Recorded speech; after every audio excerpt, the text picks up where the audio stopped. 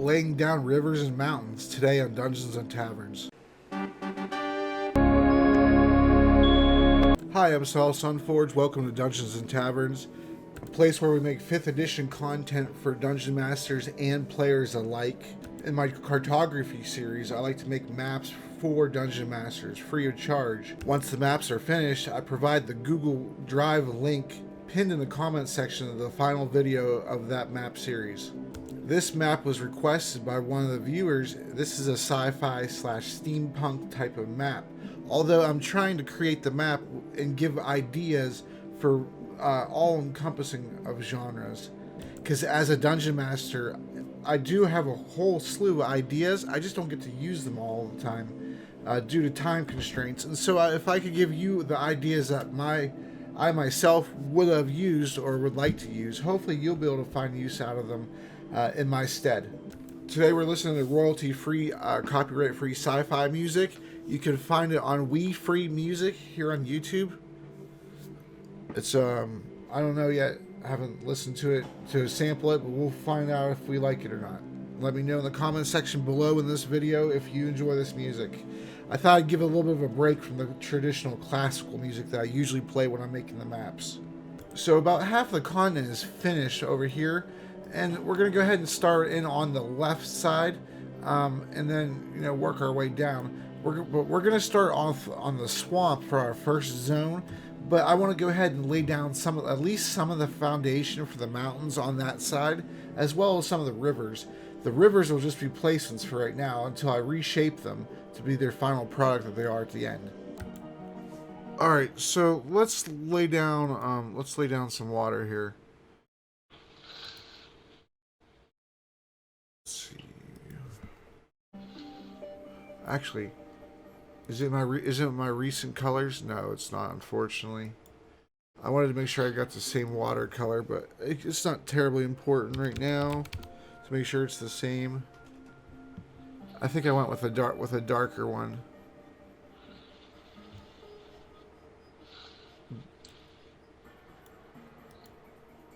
Let's open it up to all the incarnate colors, not just the battle map colors and whatnot. Oh, those are some beautiful waters there. Alright, let's go with a darker hue. Rich water.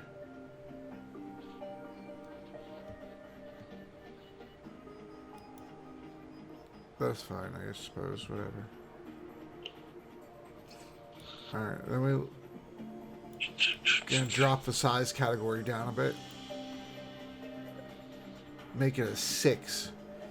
And if you've watched any of my map series, you know that I specifically, like, for the width of the river, I'll usually do like a 3 through a 6. And they, to signify if it's a small river, a creek, a tributary, things like that. But we just gonna,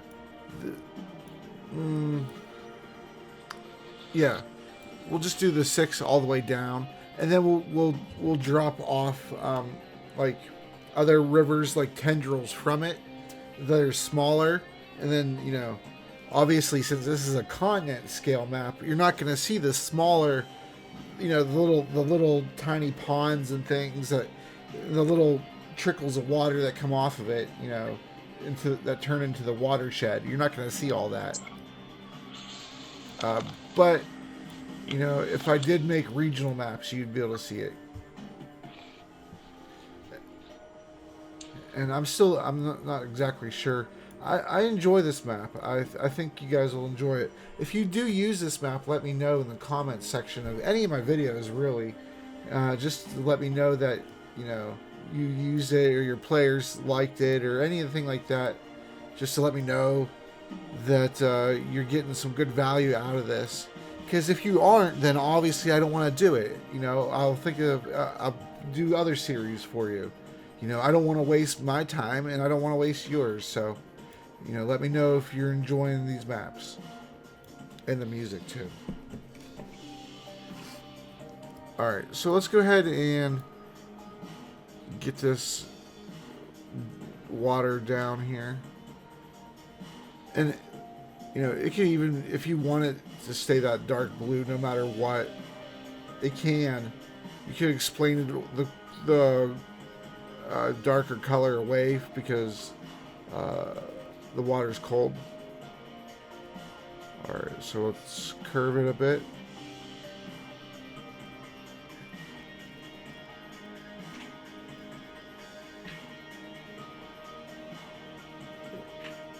We're trying to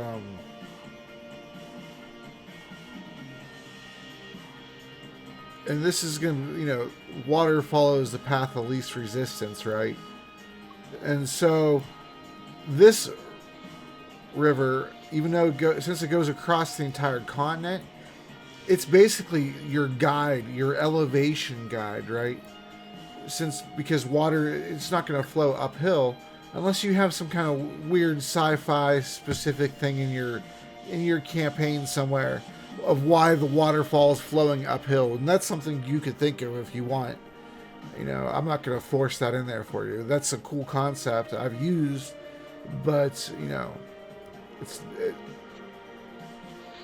for an entire river to be flowing completely against its, you know, gravity and things.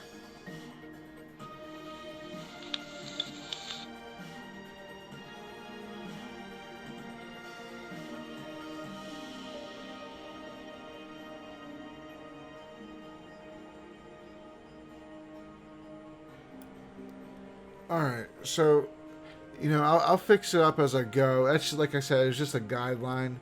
There's a lot of areas in there that like aren't the right.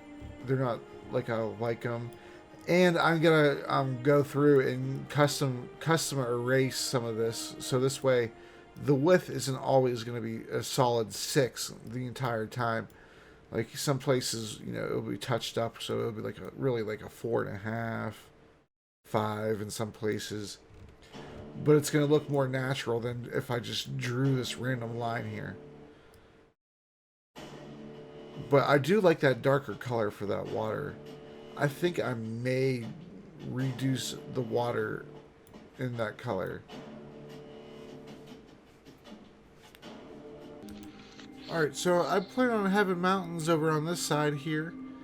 And so we're going to go ahead and have, you know, it's going to be a temporary position, but you know, we're going to have a river coming in from the mountains. You know, the mountains is going to cause the water to rush down and things, and it'll join up with this main river here. And I don't actually even like those arcs and stuff. I'll probably erase it and change it. It's just a filler right now, like I said, to let me know that that's what my goal was. You know, I tend to erase and redraw some of these forests and lines and all that kind of stuff, and you know, it's not really ever finalized until I just give you the link. But there's gonna be a river somewhere around there, and I also want to. We have 2 going into 1, and then we're gonna down here. We're gonna make 1 river split into 2,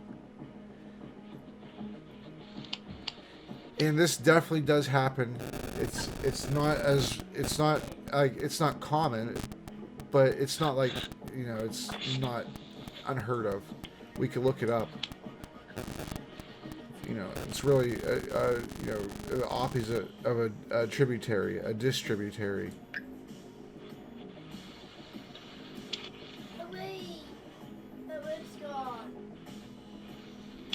Like here near us, we have the 3 rivers in Pittsburgh.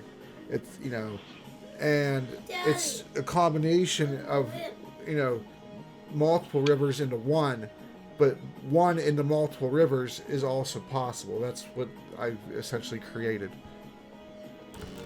All right, so I was searching through the mountains to find some suitable mountains. And I noticed that Incarnate added quite a few new mountain stamps I've not seen before. And so I am going to go through and maybe change up the mountains to these kind of mountains and see what it looks like at that point. And I'll do one side of the old school kind, one side the new kind. We'll see what it looks like, and then we'll pick a kind. So I decided to go with red mountains up here. This, it represents a lot of iron in the land. And also, it's going to be a little bit drier up here because the elevation up here is going to be a lot higher as the water flows down and then into the poor irrigation of the swamp to form it. Alright, so we put down a slew of these red mountains here, and I might reshape it a little bit from this, but this is generally what it's going to look like here. And you can see we went and jutted a few of these mountain ranges out into the water.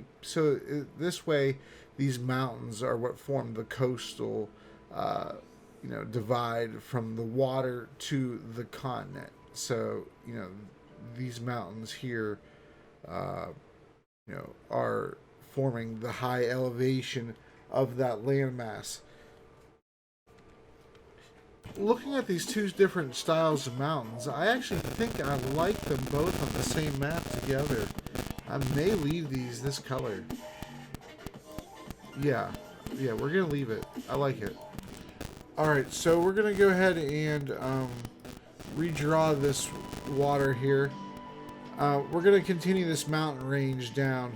Although this one isn't, it doesn't contain all the iron in it. So it's separate from the other mountain range in that aspect. But it's still part of the same range.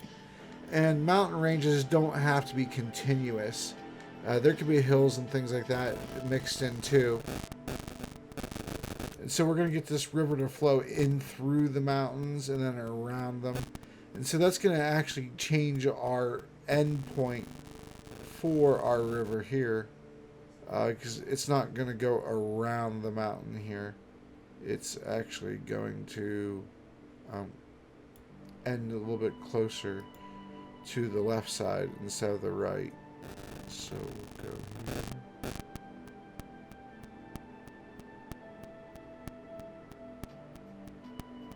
Like something like that.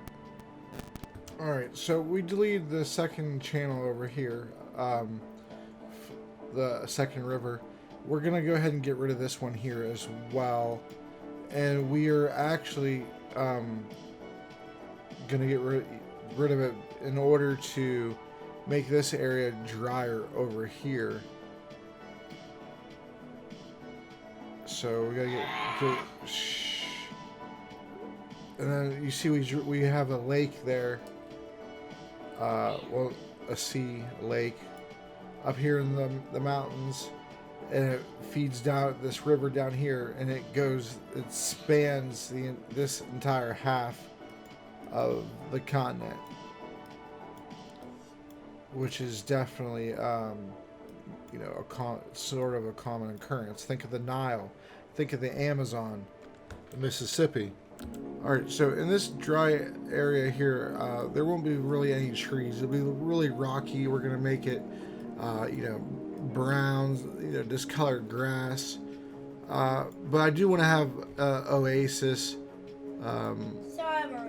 next to a cherry blossom. I just think that would be very beautiful. Like a natural spring water emanating out of the ground. Next to a cherry blossom that's growing out of a rock or something. I think that would be very beautiful. Maybe even on a cliff face. And then I'm gonna go ahead and put the weeping willow here. I'm gonna put it.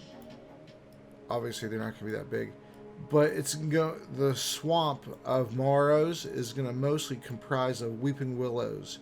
And hills of moss.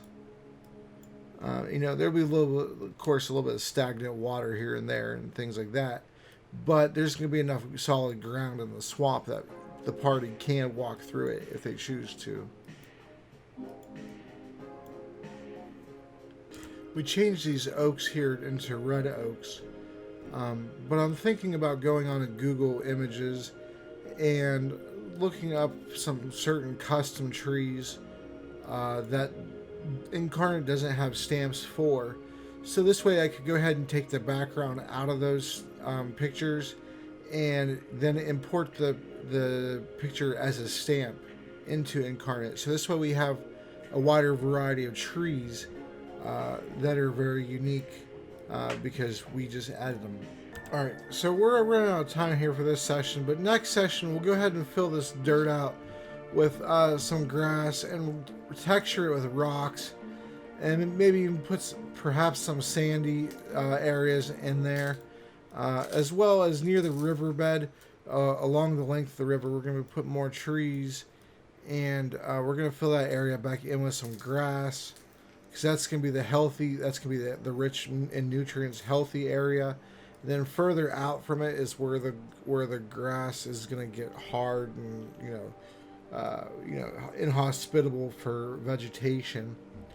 And then we're gonna have that little oasis, that little natural spring out there with the cherry blossom, and it's gonna look wonderful. All right, so you have that to look forward to. We made 157 changes today so far, and I might change some of the water, like the shape of it or whatever, off stream, but that's it for today. So thank you so much for watching. I appreciate all of you. If you appreciate this content, go ahead and hit that subscribe button. Don't be afraid to leave a comment down below on things that you want to see on the next map, things you'd like to see on this map, things that you do like or that you would change. And then look forward to the final section of this. In the comments section will be pinned the link for the Google Drive document in order for you to have this map, this content map for yourself free of charge. Alright, so if you're looking for cool ideas in order to do quests and things with your party related to this map, then be sure to watch the entire series, because I give out quite a bit of advice for you to use utilizing your own campaigns. So thank you so much for watching. Have a great day. See you soon. Oh, and let me know what you thought of the music.